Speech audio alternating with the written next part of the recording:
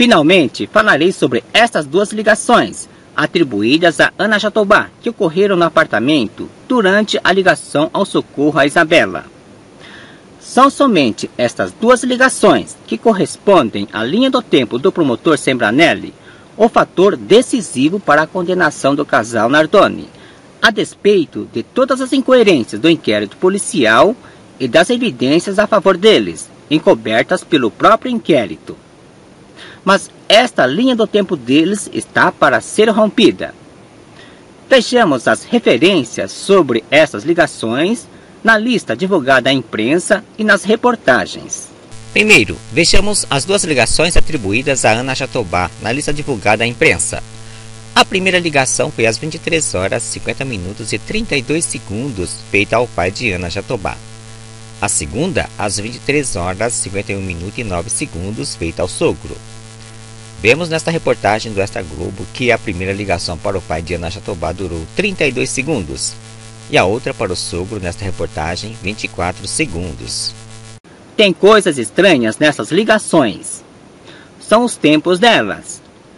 Que tipo de ligações são essas que duram apenas 32 e 24 segundos? Para se comunicar uma tragédia, leva-se no mínimo um minuto, pois a pessoa teria de explicar o que aconteceu e responder às perguntas que a pessoa do outro lado faria. Não condiz, de jeito nenhum, esses tempos com a duração natural de se informar esse tipo de acontecimento.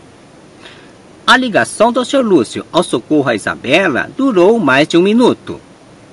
Vejamos nas reportagens os depoimentos de Alexandre Nardoni e Ana Jatobá sobre elas. Vimos no episódio anterior no depoimento de Ana Jatobá quando descobriram a queda da menina, que Alexandre disse para ligar imediatamente para o pai. Ele não mencionou ligar para o pai dela, e esta ligação consta na relação que ela ligou pelo celular dele, bem depois dessas duas ligações. Também nesta reportagem consta esta mesma solicitação, e não menciona a ligação ao pai dela. A referência de Ana Jatobá sobre esta ligação está plenamente coerente com a circunstância, pois foi feito pelo celular do marido, enquanto se dirigiam do apartamento para o jardim. Na pressa de chegar lá, ela não ia ficar no apartamento ligando pelo telefone fixo. E ela ligou somente uma vez ao sogro, conforme tinha pedido seu marido. Mas há depoimentos contraditórios em outras reportagens.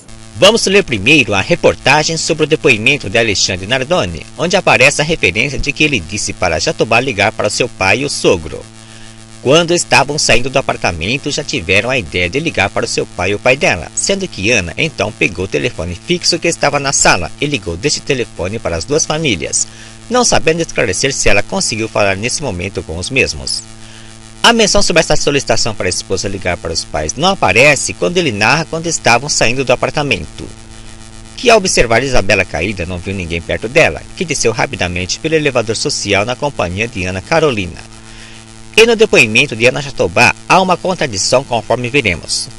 Que Alexandre determinou que a declarante ligasse imediatamente para o seu pai, enquanto foi acionar o elevador. No depoimento de Alexandre Nardoni, quando ele narra sua saída do apartamento para o jardim, ele não cita essa determinação dada à esposa para que ela ligue para o seu pai e também para o pai dela. Esta citação só aparece bem depois. No depoimento de Ana Jatobá, ela diz que recebeu determinação do marido para ligar para o sogro e não para o seu pai. Não está natural no depoimento de Alexandre ele dizer: liga para o teu pai e também para o meu.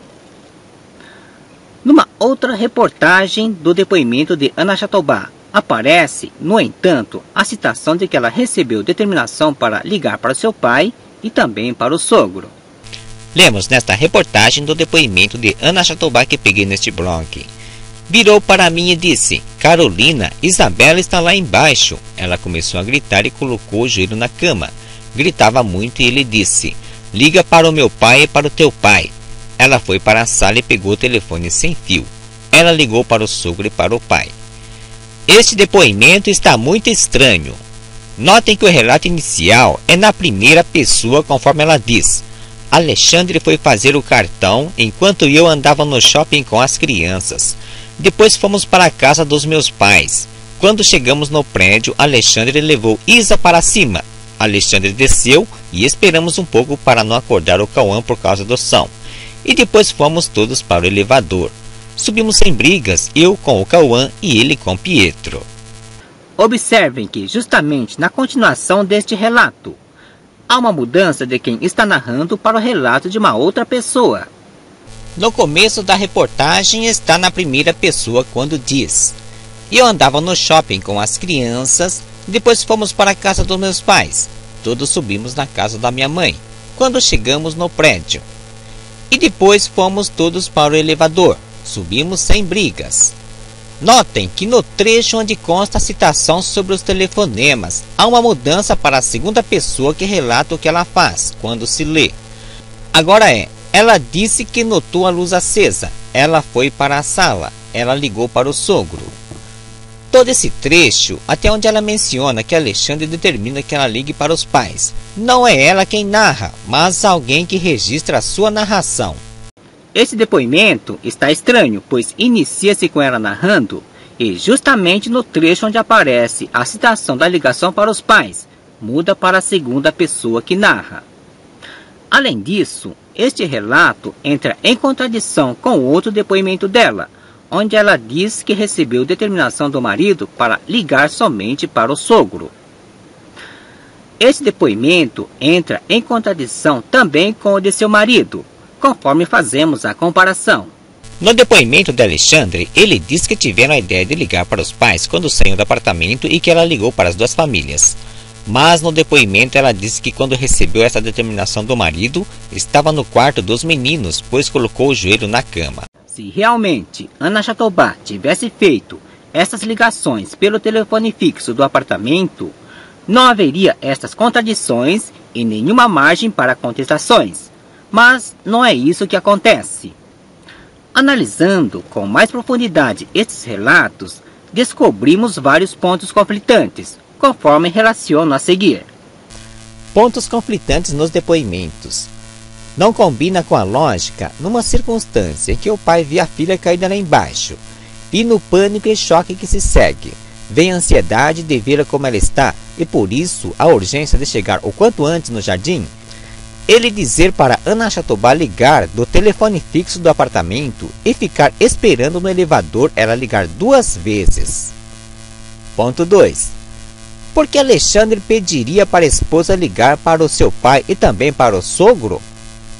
Naquele momento de pânico, ele se lembraria somente de seu pai, o que já era suficiente. Ficou esquisito ele dizer: liga para o meu pai e para o teu pai. Ponto 3. Pela versão da polícia, Alexandre e Ana participaram do crime na morte de Isabela. Então, por que depois de praticarem o crime, ele determinaria para a esposa ligar para os pais a partir do telefone fixo do apartamento? Não tem sentido produzirem provas contra si mesmos. Ponto 4. E Ana Jatobá não seria tão burra assim de atender a determinação do marido, ligando para o seu pai e ao sogro pelo telefone fixo, sabendo que isto poderia incriminá-los. Ponto 5. Se eles cometeram o crime, para que esta preocupação de ficar ligando para os pais? Se realmente assim fosse, essas ligações não existiriam. Ponto 6. Também está estranho o final da frase de Alexandre quando diz que não sabe se Ana chegou a falar com os pais. Ora, se eles estiveram muito tempo juntos antes de serem presos, e depois ele determinou que ela fizesse essas ligações, logicamente que quereria saber a confirmação delas, e também Ana tomaria a iniciativa de informá-lo. Ponto 7. No depoimento, consta que tiveram a ideia de ligar para os pais quando estavam saindo do apartamento.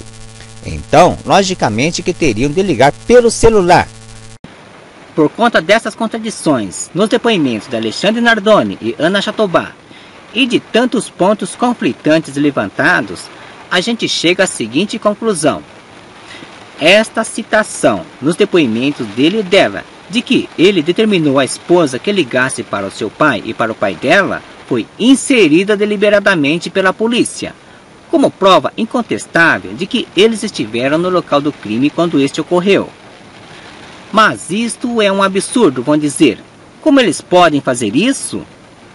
Eles fizeram como fizeram desde o início, com informações distorcidas divulgadas à imprensa, adulteração nos depoimentos das testemunhas e divulgação de laudos totalmente incoerentes a favor da versão policial.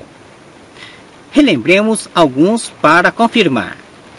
1. Comprovação da divulgação de falsas informações da polícia à imprensa, como por exemplo da informação que o Sr. José Carlos ligou 1 minuto depois do Sr. Lúcio, sendo que na verdade foram apenas 2 segundos. Esta falsa informação faz uma grande diferença e apoia o argumento do promotor. 2. O depoimento totalmente contraditório e incoerente do Sr. Lúcio, totalmente favorável à versão policial, onde diz que Alexandre chegou ainda em sua ligação ao socorro e que conversou com ele e que esta conversa foi ouvida pela atendente do Copom, o que é impossível na prática, pois jamais Alexandre conseguiria descer tão rápido e chegar ainda na ligação dele, que durou apenas 1 minuto e 1 segundo. 3. O depoimento também contraditório do Sr. Valdomiro, pois disse que Alexandre chegou ao jardim 2 minutos após a queda de Isabela, o que apoia o argumento do promotor. Mas anteriormente, nas entrevistas que deu à imprensa, ele disse que Alexandre chegou ao jardim depois de 2 a 3 minutos que ele voltou de perto da menina que estava caída. 4. As incoerências absurdas dos peritos quando concluíram que todas as fraturas encontradas em Isabela não foram produzidas pela queda real do 6º andar de um prédio, mas pela suposição da delegada de que foram provocadas pelo pai tirando sua filha no chão da sala de seu apartamento. As supostas provas que apresentaram contra os Nardoni, como as pegadas no chinelo dele no lençol da cama dos meninos e as marcas em sua camiseta, provocadas pelos pontos da tela rompida da janela. 5. As conclusões da delegada de que o barulho que os vizinhos ouviram não foi da batida da porta de incêndio conforme afirmaram. Todos eles, segundo a delegada, confundiram com o barulho da queda de Isabela. 6. No depoimento totalmente contraditório da vizinha que diz que ouviu 5 minutos de discussão e 10 minutos de silêncio antes da queda de Isabela, tempo este que ultrapassa a soma de todos os acontecimentos. 7. A polícia omitiu todas as evidências a favor dos Nardoni, não levando em conta o fato de não se encontrarem sequer uma partícula de sangue de Isabela na roupa deles. O mais grave foi desprezarem o álibi dos Nardoni, que é o casal que chegou na garagem quando Ana Jatobá estava esperando seu marido. Tem muito mais coisas, conforme foi visto ao longo dos vídeos produzidos até agora. Mas é suficiente para demonstrar como a polícia manobrou, manipulou, distorceu dados, informações, a fim de buscar unicamente condenar o casal Nardoni. Então, não é de surpreender e nem é absurdo que no depoimento deles também houve adulteração com a inserção daquela citação sobre os telefonemas. Mas então, perguntaram vocês, por que o casal nunca protestou, nem mesmo no julgamento? É porque de nada adiantaria, porque as ligações foram para o pai dele e dela. Seriam chamados de mentirosos. E depois, Ana Jatobá realmente ligou para o sogro, mas foi pelo celular. Mas então, se não foi a madrasta quem fez essas ligações, quem foi? Agora a revelação. Isto leva a uma conclusão estarrecedora que nunca ninguém imaginou.